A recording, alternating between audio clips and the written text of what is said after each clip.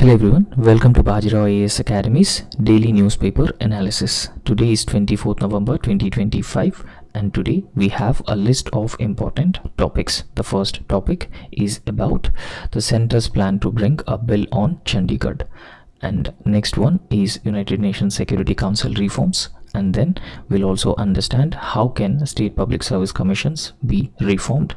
And then we will also understand the graded response action plan to fight Delhi's air pollution. So these topics are very important from the syllabus point of view for both UPSC and State Public Service Commission. So let's understand these topics one by one in detail. So the first very important topic, so Centre has clarified that there will be no plan to bring bill on Chandigarh. Now in fact this has been covered in the Hindu newspaper, and from the syllabus point of view this is very important for the General Studies paper 2. Right, so let's understand the context of this topic first. Now in fact the Centre earlier planned to introduce Constitution's 131st Constitution Amendment Bill. Now in fact the Centre planned to introduce this 131st Constitution Amendment Bill in coming winter session of the Parliament. So however, this 131 Constitution Amendment Bill, it aimed at bring Chandigarh under Article 240 of the Indian Constitution. So as of now the administrative setup in the Union Territory of Chandigarh is like that the Governor of Punjab used to take care of the Union Territory of Chandigarh. So however, if it is come under the Article 240 of the Indian Constitution, so it will enable appointment of an independent administrator instead of Punjab Governor, because as I have already told you that Punjab Governor who currently manages the Union Territory of Chandigarh. Now also understand Chandigarh is a Union Territory. So I hope the context is clear for you. So let's understand the Centre versus State battlefront with respect to the Union Territory of Chandigarh. Now in fact as of now Chandigarh is a Union Territory and it is administered by Governor of Punjab. However, with this 131st Constitution Amendment Bill, so it is likely to be administered by an independent administrator under Article 240 of the Indian Constitution, right? So I hope it is clear for you. Now in fact this move is being viewed as an attempt to de-link Chandigarh from Punjab. So this is what Punjab's state's contention is that. Now in fact as the role of administrator of Chandigarh has been held the Punjab governor since 1984. So since 1984 onwards, now Punjab's governor is also acting as an administrator of Union Territory of Chandigarh. Right. So apart from that, earlier this year central government has abolished the post of advisor to administrator and redesigned it as a chief secretary. And in fact this move from the Centre also comes against the backdrop of a Punjab versus Delhi skirmish over restructuring of Punjab University Senate, in which Centre had to make a U-turn. Now in fact the non-BJP parties in the state of Punjab have already banded together to oppose this move. So that means bringing the Union Territory of Chandigarh under Article 240 of the Indian Constitution, that means Punjab. So Union Territory of Chandigarh will be de-linked from Punjab, and President of India will also appoint an administrator for the Union Territory of Chandigarh.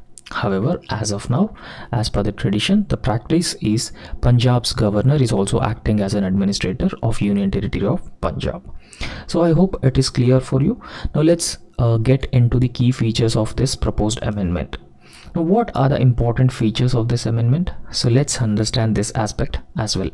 So I hope the basics are clear about this, because Chandigarh is a Union Territory. And as of now Chandigarh is also administered by the Governor of Punjab. However, if it is brought under Article 240 of the Indian Constitution, what will happen? Then Punjab's governor will not be an administrator of Union Territory of Chandigarh. Centre, that means President, will appoint a new administrator to the Union Territory of Chandigarh under Article 240 of the Indian Constitution, similar to all other Union Territories without legislatures. So I think it is clear now. 131st Constitution Amendment Bill 2025 is listed for introduction during the winter session of the Parliament, which has been commencing from December 1st. Now, in fact, this move aligns with Chandigarh's administrative framework with union territories, because there are several other union territories also without the legislature. For example, Andaman and Nicobar Islands, Lakshadweep, Dadra Nagar Haveli, and Daman Diu. So these are the union territories without the legislature, and these union territories are also covered under Article 240 of the Indian Constitution. However, if this 131st Constitution Amendment Bill is being passed, it will empower President to frame regulations for Chandigarh's peace, progress and effective governance as well. So if this 131st Constitution Amendment Bill is passed. Now, in fact, this proposal signals a shift away from the current arrangement, where Punjab governor acts as an administrator of Chandigarh. Right, so it is clear. Now let's understand the implications of Chandigarh's governance if in case this 131st Constitution Amendment Bill has been brought in, and Chandigarh is also brought under Article 240 of the Indian Constitution. What will be the implications? So let's try and understand the implications as well. Now, in fact, this amendment will permit the appointment of an independent full-time administrator, because so we're talking about Article 240 of the Indian Constitution. So if it is brought under Article 240 of the Indian Constitution, Punjab's governor will no longer be an administrator also for the state of Chandigarh. Right, so President will appoint an independent administrator, a full-time administrator for the state for the Union Territory of Chandigarh. Right, so therefore it is generally believed that it will improve the administrative autonomy, delinking from the politics of Punjab, and at the same time it will allow for more focused attention on the local issues as well. Right, so this could be the first major implication of it. Now, apart from that, if it is brought under Article 240 of the Indian Constitution, so it will help streamline the decision making process, and it may reduce the overlaps between Punjab government and Union Territories administration as well, because as of now the governor of the state of Punjab is also taking over the additional charge as administrator of Union Territory of Chandigarh. Now, in fact, this change can pave the way for a more centralized governance model. Right, so it may result in a more centralized governance model similar to other union territories which are directly controlled by the union government.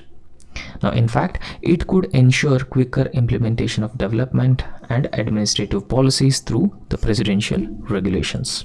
So why? Because President can directly appoint an independent administrator, and at this point of time, so it would result in a quicker implementation of development and administrative policies through presidential regulations in the Union Territory of Chandigarh. However, this move might also initiate debates on the political identity of the Union Territory of Chandigarh, which historically serves as a shared capital of Punjab and Haryana. So, however, recently the centre has clarified that they have no intention to bring this 131st Constitution Amendment Bill, which likely bring Chandigarh as part of Article 240 of the Indian Constitution, which may result in President appointing an independent administrator to the Union Territory of Chandigarh. However, Centre has already clarified that they have no such intention to bring this 131st Constitution Amendment Bill. Now let's understand Article 240 and the Union Territories administration. Now, in fact, in Union Territories that we have, there are certain Union Territories which are having legislature.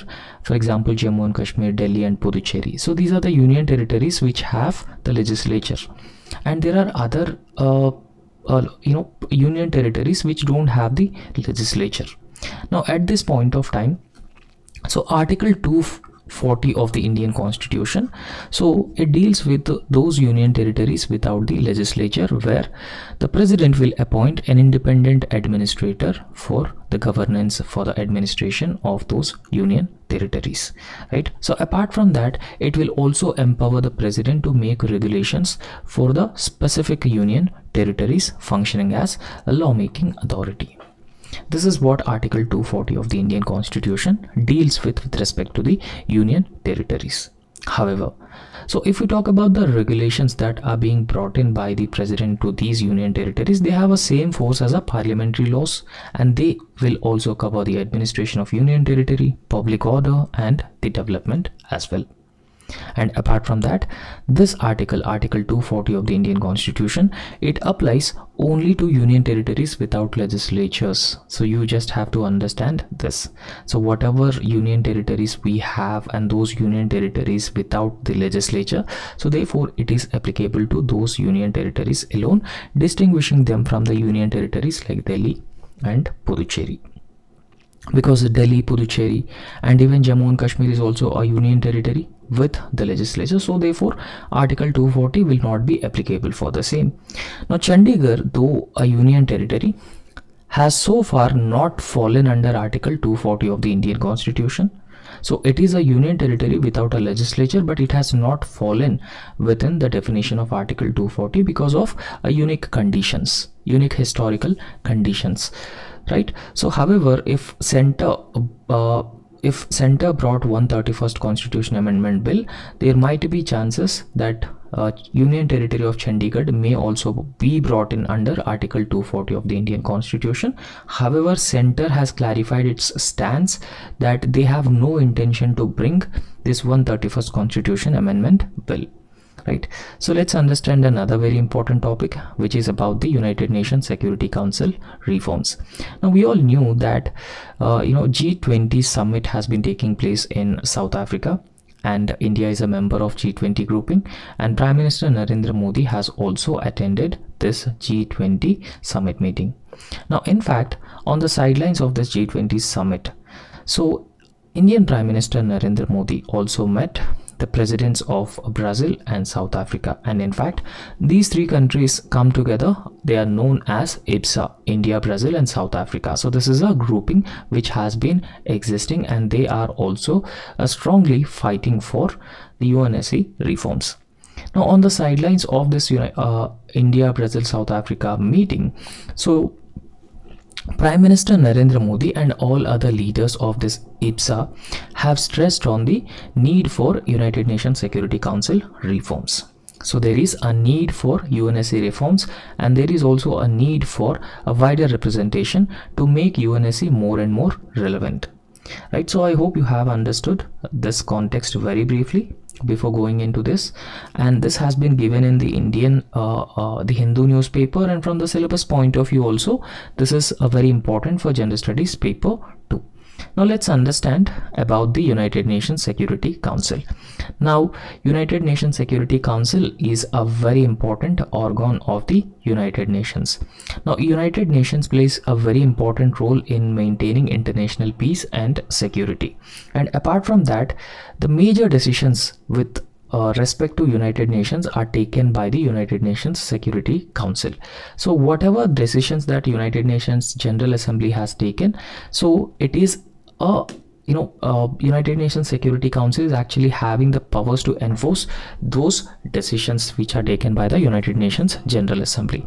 However, if you look at the structure and membership of the United Nations Security Council, it has 5 permanent members and 10 non-permanent members, right? So total 15 members. So however, the problem is that these 5 permanent members are also given the veto powers. So veto powers are exceptional powers which are given to these 5 permanent members of the United Nations Security Council. Now in fact, imagine that there are 4 permanent member countries, so they are having the consensus on a particular decision. However, one United Nations Security Council permanent member is not ready to accept the decision which has been taken, then they can easily veto the order. We easily veto the decision as well, right? So therefore these are the 5 veto wielding powers. However, United Nations Security Council has been representing the post Second World War realities. It has not been representing the current realities. So that is very, very important. So if UN and United Nations Security Council don't represent the current realities, they may lose relevance, right? So I hope it is clear. Now in fact, if we talk about this, so India is a strong contender for the membership of the United Nations Security Council. There are some reasons for the same. Now why? Because India is the largest democracy in the world. India is a country with the largest population in the world, and apart from that, India is a growing military and technological superpower, and India is the fourth largest economy in the world, and very soon India will become a third largest economy as well. And apart from that, India's largest contribution to the United Nations peacekeeping force. Now, traditionally and historically speaking, India has never attacked any other country, and India is strongly committed for the nuclear disarmament. India also respects the international law and rules as well, particularly the UN system as well. So because of all these reasons, India is a strong contender for the membership of the United Nations Security Council. So however, there are a group of countries called G4 which are being formed. This G4 consisting of India, Brazil, Germany and Japan. So these four countries have formed together, and these four countries have been demanding the expansion of the United Nations Security Council. So these four countries must be given a permanent member seat in the United Nations Security Council. So since India is a strong contender, so to whichever platform India is going, India is strongly advocating for the reforms of the United Nations Security Council. Right, so as I have already told you that the United Nations Security Council is having 15 members, 10 members are non-permanent members, and 5 members are the permanent members of the United Nations, right? So 10 elected or non-permanent members have a tenure of 2 years each, and they have no veto rights, and this make them toothless grouping. Right, so these 10 members, they don't have any veto powers, but these 5 members, they have the veto powers as well. Right, so if you look at the G4 case, now in 1992, India, Brazil, Germany and Japan, so all these countries have come together, and they started demanding that their names should be, or they should be given the membership of the United Nations Security Council, so permanent membership. Right, so in fact, India is a founding member of the United Nations, and India is also having all the advantages, so or all the eligibility criteria India has fulfilling to be a member of the United Nations Security Council as well. So apart from India, there are other countries also which are having their similar advantages or similar qualifications to be a member of United Nations Security Council. Now understand, if you look at the members of the United Nations Security Council, West is overrepresented, right? For example, France, Britain, US, they have the membership. Russia is also part of Europe, so Russia is also having membership. But what about Latin America or South America, and what about Africa, and what about Southeast Asia and South Asia? Right, so they denied the representation in the United Nations Security Council. Literally, they don't have any veto power. So that is the reason that these countries have been demanding for the membership in the United Nations Security Council. Now going ahead, India is becoming the major geopolitical power in the world. So at this point of time, it is very, very important that India should get a seat in the United Nations Security Council as well. So let's briefly understand the functions of United Nations Security Council. What are the functions, essential functions that it performs? As I've already told you that United Nations Security Council is a it is the most powerful organ of the United Nations, right? So it plays a very important role in maintaining international peace, security in accordance with the United Nations principles. Secondly, it also have the power to investigate any dispute or situation, so which might lead to the international friction as well. So if it might lead to international friction, it may threaten the international peace and security. And apart from that, it may also recommend methods for adjusting such disputes or terms of settlement, and it may formulate plans for the establishment of system to regulate the armaments, and it may determine the existence of a threat to the peace or act of aggression, and it may also recommend whatever action which is necessary to deal with that particular problem. And in fact, it may call on other members to apply economic sanctions on the countries which violates the principles of UN, and other measures which also involve use of force to prevent or stop aggression. So for that particular purpose, there is a specific force called United Nations Peacekeeping Force. The operations of the United Nations Peacekeeping Force are being authorized by the United Nations Security Council. So it may take a military action against the aggressor. It may recommend the admission of new members into the United Nations organization, and it may also recommend to the United Nations General Assembly the appointment of Secretary General, and together with the General Assembly it may elect the judges of the International Court of Justice, which is also one of the specialized agency of the United Nations. So these are some important and essential functions which are performed by the United Nations Security Council. Now let's understand another very important topic. So this is very, very important. So this topic has been showing us the inefficiency of the state public service commissions. They are not working at par with the union public service commissions. So this has been given in the Hindu newspaper, and from the syllabus point of view, again this is also very important for General Studies paper 2.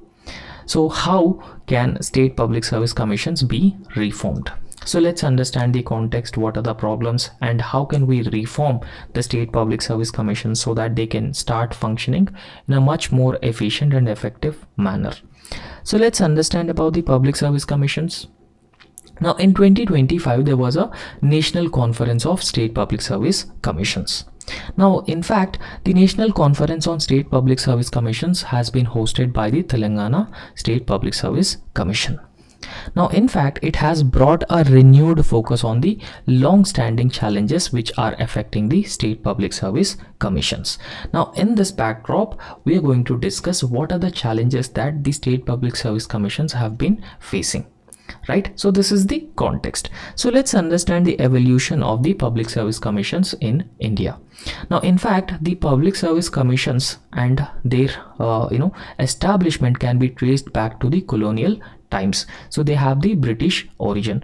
Now in fact, they have their origins in India's struggle for self-governance. Right, so in fact, during the India's freedom struggle, there has been a demand for the merit-based entry into the civil services was central to the early nationalist movement, because educated Indian nationalists, as part of nationalist struggle, they also demanded that there should be a merit-based entry into the civil services. So as a result, this Union Public Service Commission, Joint Public Service Commission, so at that point of time, UPSC is known as Federal Public Service Commission, Joint Public Service Commission, Provincial Public Service Commissions are actually established, right? So in fact, this demand from the educated middle class nationalist leaders have led to Montague-Chelmsford reforms, and Montague-Chelmsford reforms have led to this Government of India Act 1919. Right, so this Montague-Chelmsford reforms have proposed an independent office regulating the service matters. Right, so for the first time, based on the Montague-Chelmsford reforms, a public service commission at the central level has been established in the year 1926.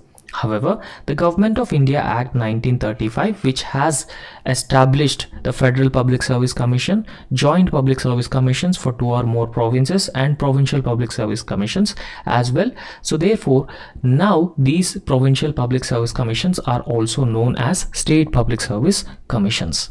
Now in fact, the State Public Service Commissions also are known as the constitutional bodies, and they also perform the constitutional functions as well, right? So in fact, they are also known as the watchdog of merit system in India. So let's understand the structural differences between the Union Public Service Commission and State Public Service Commission. So they have some structural differences. Now what structural differences that they have? Actually, now in fact, UPSC operates in a politically insulated environment. So that means UPSC is independent from any sort of a political interference. So there will be no political interference, or very less political interference, in the functioning of the Union Public Service Commission. So therefore, when there is no political interference, bureaucratic interference, or any other sort of interference in the functioning of a constitutional body like UPSC, it will result in independence and professionalism. right? So that is the unique aspect about the Union Public Service Commission. Now apart from that, the Union Public Service Commission's members are generally above 55 years of age, and they have a very rich experience of public administration, and they also comes from the diverse zones across the country, right? So in fact, the union government has institutionalized the recruitment process by creating Ministry of Personnel, Public Grievances, Pensions 1985, enabling regular manpower planning and even timely declaration of vacancies. For example, UPSC every year declares a job calendar, and UPSC also conduct exams in a foolproof, transparent and an accountable manner on time as per the job calendar that UPSC gives. So however, if you look at the state public service commissions, they are politicized. They are not having the independence at par with the Union Public Service Commission, and that is the main problem here, right? So in contrast to state public service, in contrast to UPSC, the State Public Service Commission functions in a politically osmotic environment. There is a political interference, there is a bureaucratic interference in the functioning of the most of the state public service commissions. Now, in fact, the appointment also reflects the political proximity rather than the rich experience, taking the members and chairmen from the wider areas. And apart from that, there is a lack of dedicated personal ministries for the state public service commissions, like how union government has established and streamlined this recruitment process. And apart from that, there is no job calendar, nothing. Vacancies are declared in an irregular manner due to the fiscal constraints that the state public service commissions have. And in fact, examinations are conducted in an infrequent manner, and it would lead to a widespread litigation and delays as well. So all these structural factors form the foundation of a credibility crisis facing UPSC, facing the state public service commissions. Now, in fact, the state public service commissions are governed under Article 315 to Article 323 of the Indian Constitution, right? So they being members on the chairman, they're being appointed by the governor, and in fact, so qualifications and tenure 62 years or 6 years of age limit, and they will be removed by the president only, and they are not eligible for the reappointment. And for their employment, chairman, it will be prevented, and for the members also it will be prevented. However, the members and the chairman can be promoted within the UPSC and state public service commissions as well, right? So let's understand the procedural challenges. So these procedural challenges undermining the state public service commission's efficiency. So what are the procedural challenges that the state public service commissions have been facing?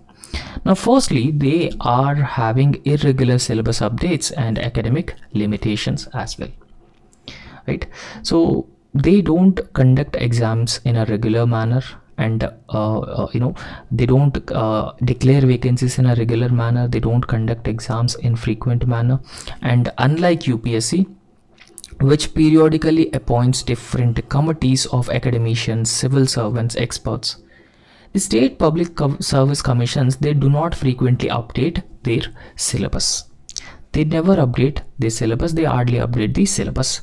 And apart from that, they also heavily dependent on limited academic resources within the state, and struggle to ensure objective evaluation due to weak moderation mechanisms. This is another major problem with the state public service commissions. And in fact, the complex reservation and regional quota calculations as well.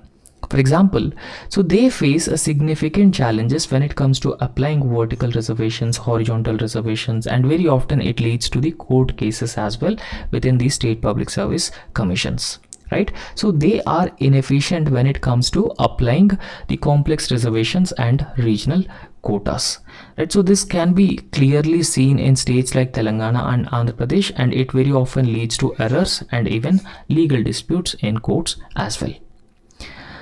So let's understand what reforms are required to make the state public service commissions more and more effective and efficient, ensure transparency and fairness in their functioning. So first thing that they need to do is periodic syllabus revision with public consultation. This is very important aspect that they have to focus on. And then objective testing for a state specific subjects, and then mixed question formats. So that means both objective and descriptive type of exams to make to select candidates who can better understand the problems of this current reality, and improved translation process to avoid any errors in the translation using technology plus human verification, and frequent changes in question patterns to reduce the over reliance on the AI tools by the candidates. And then strengthening the administrative leadership. So this is also another aspect that the state public service commissions must focus on.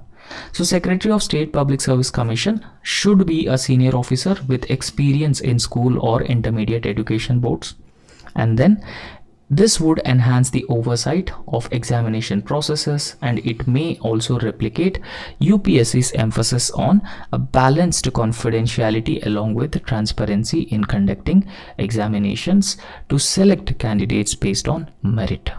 Right? So these are the reforms which are actually required within the state public service commissions to make them function efficiently and effectively.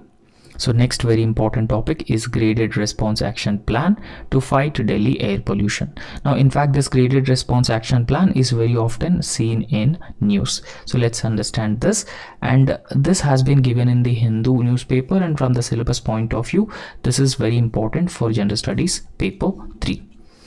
Now what is this graded response action plan?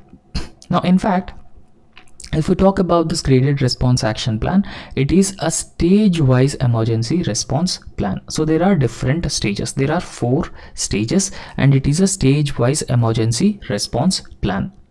Now, in fact, this emergency response plan has been designed to manage worsening air quality in the national capital region of Delhi.